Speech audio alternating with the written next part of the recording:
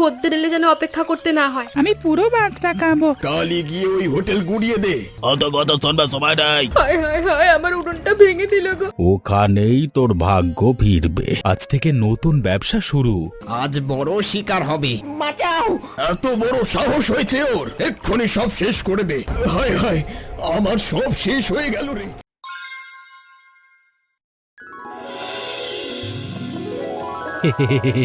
আজকে জালে বেশ বড় বড় মাছ উঠেছে গো ফুলমণি। দেখো কেমন তাজা আর চকচকে। আজকে হোটেলে ভিড় লেগে যাবে নিশ্চয়ই। হ্যাঁ, ভাগ্য সত্যিই ভালো আজ। যদি এমন চলতে থাকে তাহলে আমাদের ছোট্ট হোটেলটা একদম জমে উঠবে। হ্যাঁ, তুমি এখনই উনুনটা ধরিয়ে ফেলো। আমি মাছগুলো ধুয়ে পরিষ্কার করে দিচ্ছি তাড়াতাড়ি।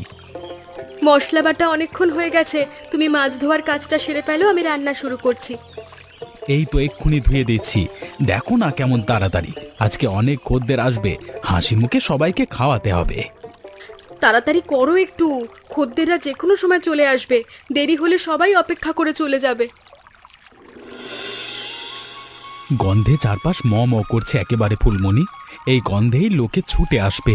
আজকে অনেক বিক্রি হবে মনে হয়। জ্যান্ত মাছের স্বাদই আলাদা হয়। তুমি তো জানো আমাদের পরিশ্রমের ফল আজ সবাই টের পাবে। দেখো, ঠিক বলেছ।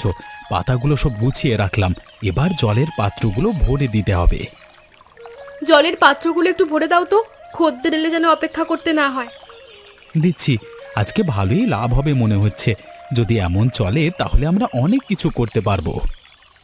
ঠাকুরের দয়া, তুমি এবার হাত চালিয়ে নাও, সবাই যেন তৃপ্ত হয়ে বাড়ি ফিরে যায়। ফুলমণি বৌদি রান্নার হাত সত্যি চমৎকার। এমন স্বাদ অনেকদিন পাইনি, খুব ভালো লাগছে। তোমাদের ভালো লেগেছে এটাই আমার সবচেয়ে বড় শান্তি। যত্ন করে রেঁধেছি, আরো খাও ভাই। আরে মাধবদা, তাজা মাছের জবাব নেই। একদম নদী থেকে তুলে আনার স্বাদই আলাদা। এই নাও ভাই, একদম গরম ভাজা মাছ। খেয়ে দেখো, আর চাইলে আরো দেব। আরো এক পিস মাছ দাও তো দাদা, এত ভালো লাগছে যে থামতে ইচ্ছে করছে না। আহ, খেয়ে যেন মন জুড়িয়ে গেল। এমন হোটেল গ্রামে আর নেই গো।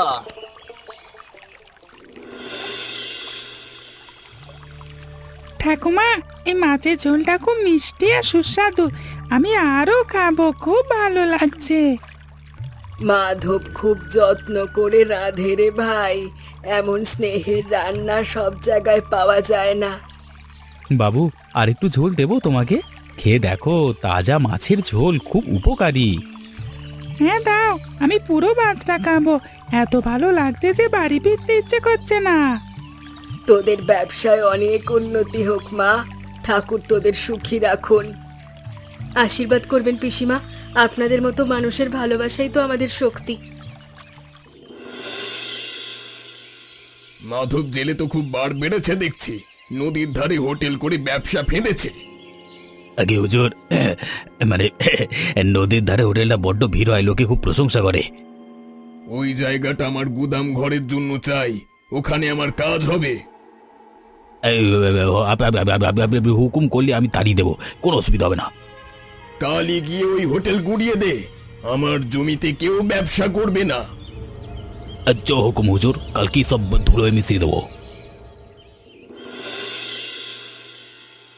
গগন ভাই, এটা আমাদের রুজি রুটির জায়গা। এটুকু ছাড়া আমরা কোথায় যাব?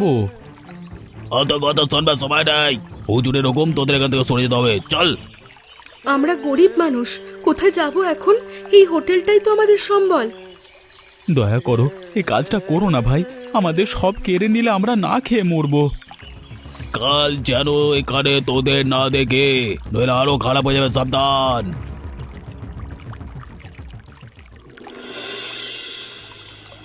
কথা শুনবি না তো দেখ মজা, সব ভেঙে চুরমার করে দিচ্ছি আজকে। আমার হাঁড়িগুলো ভেঙো না গগন ভাই, এগুলো দিয়ে আমরা সংসার চালাই।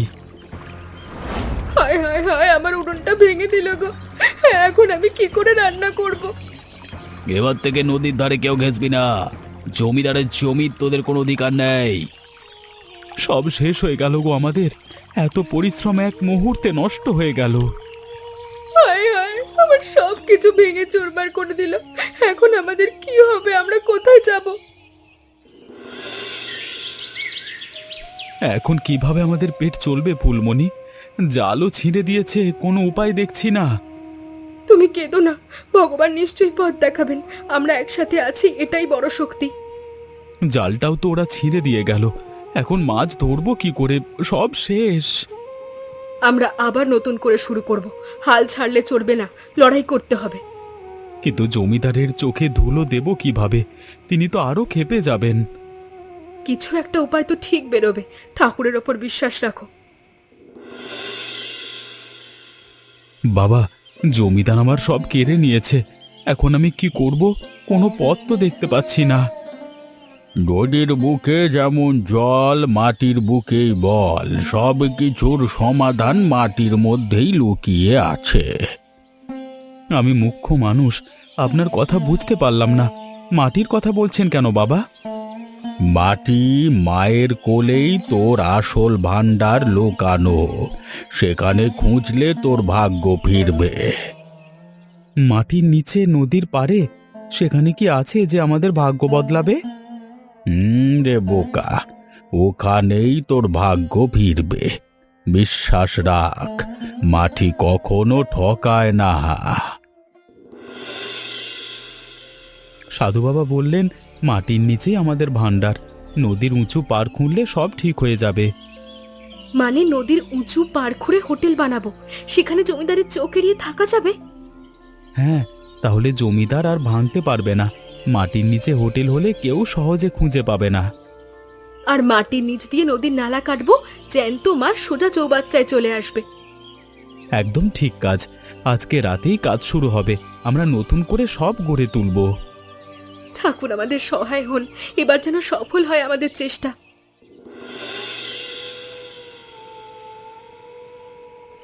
মাটিটা বেশ নরম আছে, তাড়াতাড়ি খোঁড়া যাবে। এভাবে চালিয়ে গেলে গর্তটা বড় হয়ে যাবে। তুমি সাবধানে কোদাল চালাও, আমি মাটি সরাচ্ছি। রাতে কেউ দেখে ফেললে বিপদ হবে। এই গর্তটা অনেক বড় করতে হবে আমাদের। ভেতরে হোটেল বানাতে অনেক জায়গা লাগবে। হ্যাঁ, ভেতরে সুন্দর বসার জায়গা করতে হবে। আলো আর বাতাস যেন ঠিকমতো ঢোকে। হাত ব্যথা হয়ে যাচ্ছে গো, তবু থামলে চলবে না। কাজটা শেষ করতে হবে। আর একটুখানি বাকি, জোর লাগাও। সকাল হওয়ার আগে অনেকটা এগিয়ে যাবে। নদীর নালাটা এই চৌবাচ্চায় এসে মিশবে, তাহলে জ্যান্ত মাছ সহজেই চলে আসবে। জ্যান্ত মাছগুলো সাঁতার কেটে সোজা এখানে চলে আসবে। এই বুদ্ধিটা সত্যিই দারুণ। বাঁশের খুঁটিগুলো ঠিকমতো পোঁতা হয়েছে তো? শক্ত না হলে সব ভেঙে পড়বে। হ্যাঁ, একদম শক্ত করে বেঁধে দিয়েছি। এবার আর ভয় নেই, সব ঠিক আছে। এবার তাহলে আমাদের কাজ প্রায় শেষের দিকে। শিগগিরই নতুন হোটেল চালু করতে পারবো। ঘুলঘুলি দিয়ে বেশ সুন্দর আলো ঢুকছে। ঘরটা ঠান্ডা আর আরামদায়ক লাগছে। দেখো ফুলমণি, চৌবাচ্চায় কত তাজা মাছ এসেছে। এই ব্যবস্থা সত্যি অদ্ভুত কাজ করছে। হ্যাঁ, মাটির তলায় ঘরটা কি সুন্দর ঠান্ডা লাগছে গো। গরমেও আরামে রান্না করা যাবে। উনুনটাও বেশ ভালো জ্বলছে আজকে। সবকিছু ঠিকঠাক চলছে, খুব ভালো লাগছে। আমি মশলা কষিয়ে মাছের ঝোলটা বসিয়ে দিই। খদ্দেররা এলে গরম গরম পরিবেশন করব। আজ থেকে নতুন ব্যবসা শুরু। আশা করি সবার ভালো লাগবে, জমিদারের কানে যেন না পৌঁছয়। আরে বাপরে, মাটির নিচে এমন হোটেল, এটা তো একদম নতুন ধরনের ব্যবস্থা। আসুন ভাই সব, এখানে বসুন। ঠান্ডা আর আরামদায়ক জায়গা। খেয়ে দেখুন। গরম গরম ভাত দিচ্ছি, খেয়ে দেখুন। জ্যান্ত মাছের স্বাদ এখানে পাবেন। জ্যান্ত মাছগুলো তো এই জলেই সাঁতার কাটছে। এই বুদ্ধি সত্যি অসাধারণ মাধবদা। মাধবদা, তোমার বুদ্ধির সত্যি তারিফ করতে হয়। এমন হোটেল গ্রামে আর কোথাও নেই গো। এই মাটির ঘরটা আমার বড্ড শান্তি লাগছে। গরমেও ঠান্ডা, খুব আরামদায়ক। বাবু, এই বড় মাছটা তোমায় রেঁধে দেবো? তাজা মাছের ঝোল কিন্তু খুব সুস্বাদু হয়। হ্যাঁ দাও, আমি মজা করে খাবো। এখানে মাছগুলো সাঁতার কাটছে, দেখতে খুব ভালো লাগছে। পিসিমা, আপনাদের আশীর্বাদই আজকে আমরা বেঁচে গেলাম। আপনারা না এলে কেউ জানতেও পারতো না। দেখো ঠাকুমা, ওই মাছগুলো কত বড়। এটা খেলে আমার খুব ভালো লাগবে। ভগবান তোদের ভালো করবেন বাবা, এমন পরিশ্রমী মানুষের কখনো অভাব হয় না।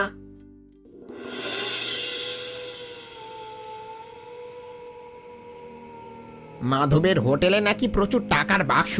আজ রাতে সেখান থেকে অনেক কিছু নিয়ে আসবো।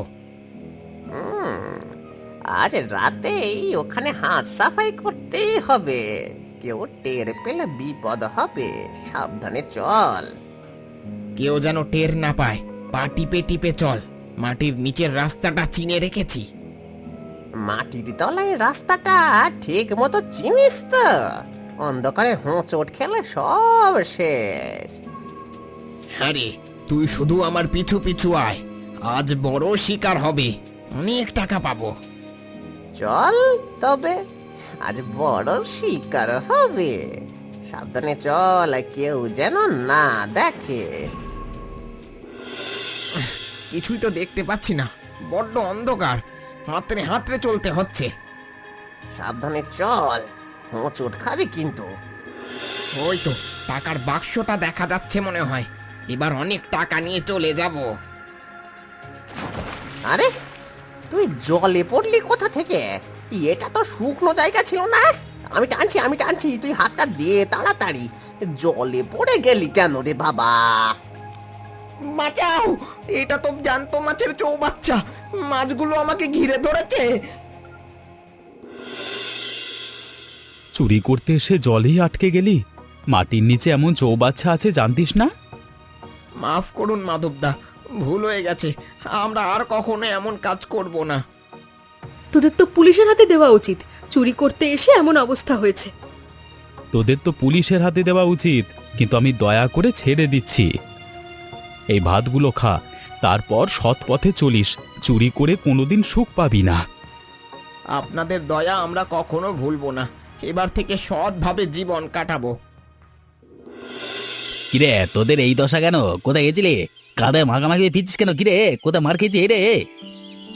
গগন ভাই, মাধবের মাটির হোটেলের জলে পড়ে গেছিলাম। অন্ধকার চৌবাচ্চায় পড়ে গিয়েছিলাম।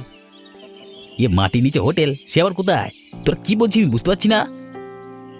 নদীর উঁচু পাড় খুঁড়ে ভেতরে হোটেল বানিয়েছে ওরা। মাছও নালা দিয়ে সেখানে চলে যায়।